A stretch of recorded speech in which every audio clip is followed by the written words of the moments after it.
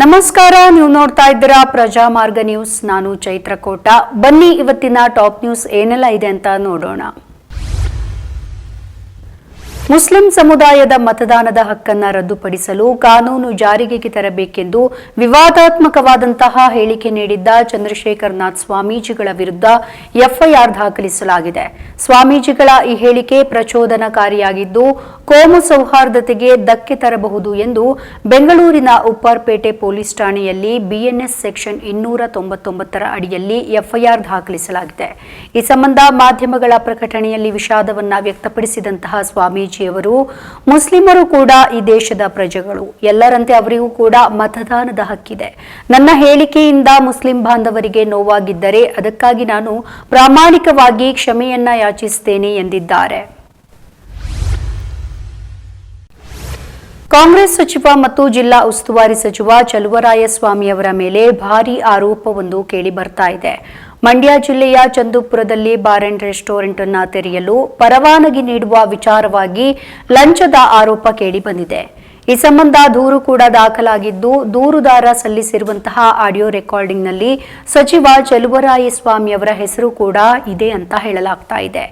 ಈ ಕೇಸ್ನ ಸಂಬಂಧ ಆಡಿಯೋ ಮತ್ತು ವಿಡಿಯೋ ಸಾಕ್ಷಿಗಳನ್ನು ಸಲ್ಲಿಸಲಾಗಿದ್ದು, ಇದರ ಸತ್ಯಾಸತ್ಯತೆಯನ್ನ ತಿಳಿಯಲು ಲೋಕಾಯುಕ್ತತೆ ಮುಂದಾಗಿದೆ.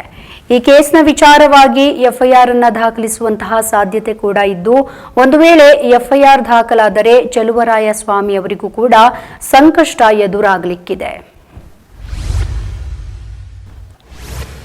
ರಾಜ್ಯ ಬಿಜೆಪಿಯಲ್ಲಿ ಬಣ ತಿಕ್ಕಾಟ ತೀವ್ರಗೊಂಡಿದೆ. ಬಿಜೆಪಿ ರಾಜ್ಯಾಧ್ಯಕ್ಷ ಬಿವೈ ವಿಜಯೇಂದ್ರ ಹಾಗೆ ಶಾಸಕ ಬಸನಗೌಡ ಪಾಟೀಲ್ ಯತ್ನಾಳ್ ಗುಂಪು ಪಟ್ಟು ಬಿಡದೆ, ಪ್ರತಿಷ್ಠೆಯನ್ನು ಕೂಡ ಬಿಡದೆ ಕಿತ್ತಾಟವನ್ನ ನಡೆಸ್ತಾ ಇದ್ದಾರೆ. ಈ ನಡುವೆ ವಿಜಯೇಂದ್ರ ಪರವಾಗಿ ಮಾಜಿ ಶಾಸಕ MP Renukacharya team temple run ಇಂದಿನಿಂದ ಶುರು ಮಾಡಲಿಕ್ಕಿದೆ.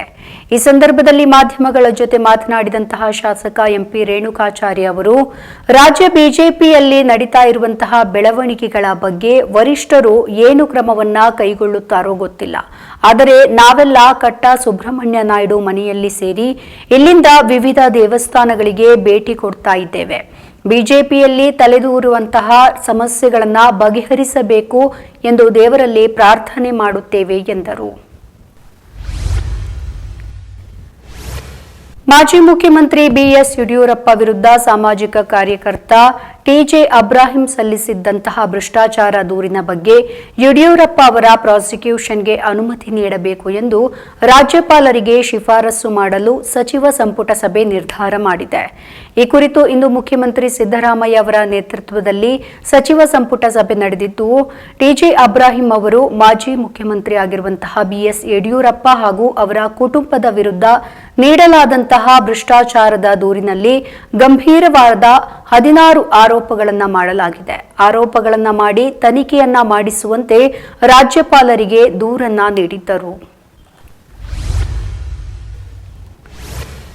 ರಾಜ್ಯದ ನೀರಾವರಿ ವಿಚಾರ ಸೇರಿದಂತೆ ಕೆಲವು ವಿಷಯಗಳ ಕುರಿತು ಚರ್ಚಿಸಲು ಇಂದು ಪ್ರಧಾನಮಂತ್ರಿ ನರೇಂದ್ರ ಮೋದಿ ಅವರನ್ನ ಭೇಟಿ ಮಾಡಲಿದ್ದೇವೆ. ವನ್ಯಜೀವಿ ಇಲಾಖೆ ಸಚಿವರನ್ನ ಹಾಗೆ ಮಂಡಳಿಯಲ್ಲಿ ಇರುವಂತಹ ಕೇಂದ್ರ ಸಚಿವ ಪ್ರಹ್ಲಾದ್ ಜೋಶಿ ಅವರನ್ನ ಈಗಾಗಲೇ ಭೇಟಿ ಮಾಡಿದ್ದೇವೆ.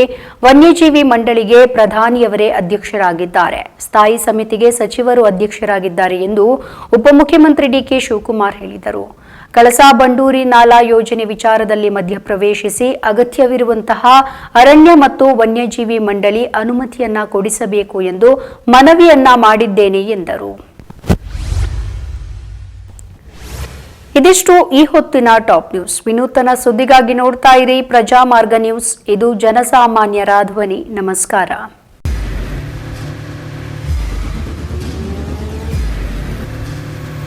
ಪ್ರಜಾಮಾರ್ಗ ನ್ಯೂಸ್, ಇದು ಜನಸಾಮಾನ್ಯರ ಧ್ವನಿ. ನಮಸ್ಕಾರ.